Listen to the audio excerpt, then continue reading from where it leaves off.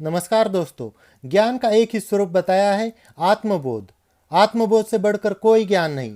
व्यक्ति को इन चीज़ों का ज्ञान होना चाहिए कि मैं कौन हूँ, कौन सा समय है, मेरे मित्र कौन है, मेरे शत्रु कौन है, कौन सा देश है, यानी कि देश यानी कि स्थान जहाँ पर हम रह रहे वो कौन सा स्थान है, मेरी आय क्या है, व्यय क्या है, यानी कि मैं कितना कमाता हूँ और मेरे खर्चे कितने हैं, मेरी शक्ति कितनी है, मेरी सीमाएं क्या है, मेरे लिए क्या सही है, मेरे लिए क्या गलत है।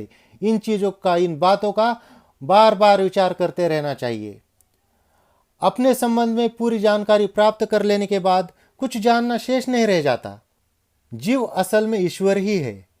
विकारों में बंधकर वो बुरे स्वरूप दिखाई देता है, परंतु उसके भीतर अमूल्य निधि भरी हुई है। शक्ति का वह केंद्र है और इतनी शक्ति है जिसकी हम कल्पना भी नहीं कर सकते। सारी कठिनाइयां, सारे दुख इसी बात के हैं कि हम अपने आप को नहीं जानते। जब आत्म स्वरूप को समझ जाते हैं तब किसी प्रकार का कष्ट, किसी प्रकार का दुख शेष नहीं रह जाता। जब व्यक्ति को आत्म स्वरूप का अनुभव हो जाता है तब वो समझ जाता है, मैं उत्पन्न नहीं हुआ हूं, फिर मेरा जन्म मृत्यु कैसे, मैं प्राण नहीं हूं, फिर भूख प्यास कैसी, मैं चित्त नहीं हूं, फिर मुझे शोक मोह कैसे, मैं करता नहीं हूं, फिर मेरा अंध मोक्ष कैसे।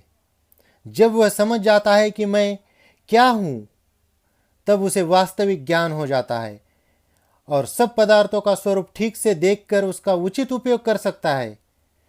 चाहे किसी दृष्टि से देखा जाए, आत्मज्ञान ही सर्वसुलभ और सर्वोच्च ज्ञान ठहरता है।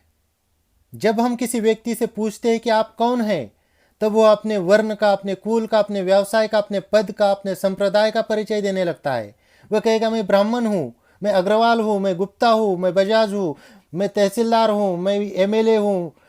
अपने वंश के बारे में बताना शुरू कर देता है, अपने संपत्ति के बारे में बताना कर देता है और अधिक अधिक विस्तृत से ये बताना शुरू कर देता है और उसको यही लगने लगता है कि यही मैं हूँ। लेकिन नहीं, उत्तर देने वाला यथार्थ में अपने को वैसा ही मानता है। शरीर भाव में मनुष्य इतना तल्लीन हो गया है कि अपने को वह शरीर ही समझने लगा है। वंश, वर्ण, व्यवसाय या पद शरीर का होता है, मनुष्य का नहीं। शरीर आत्मा का मंदिर है।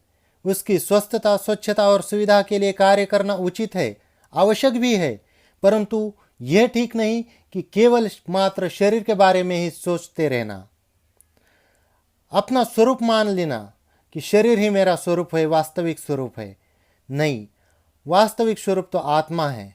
जब व्यक्ति को आत्मा का ज्ञान हो जाता है, यानी कि आत्मज्ञान हो जाता है, तब व्यक्ति सारे दुखों से, सारे कष्टों से परे हो जाता है।